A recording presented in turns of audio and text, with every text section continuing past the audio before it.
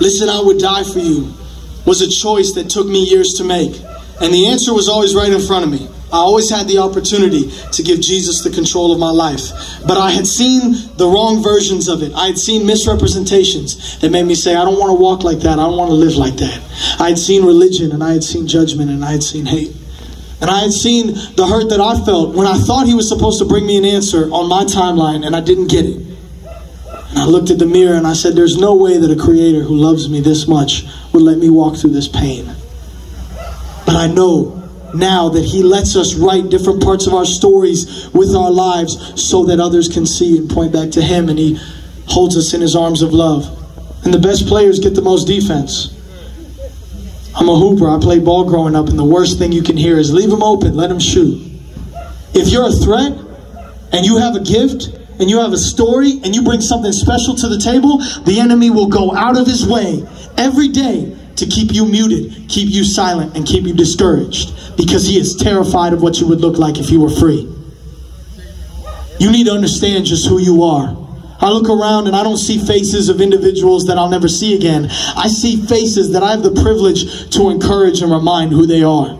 All of us carry a soul made in the image of God. All of us carry a purpose that only we can bring to this table.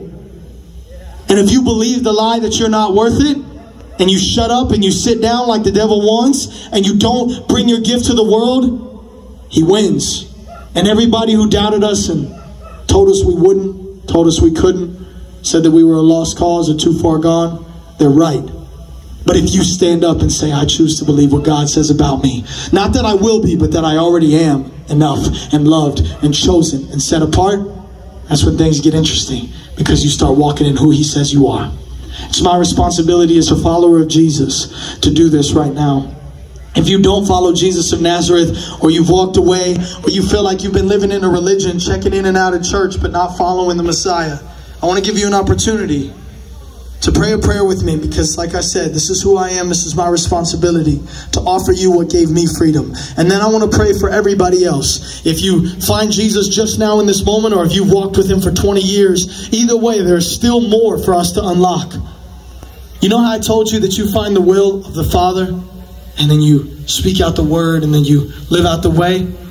That's the co-heir process. That's what happened to any prophet who got access to God's power.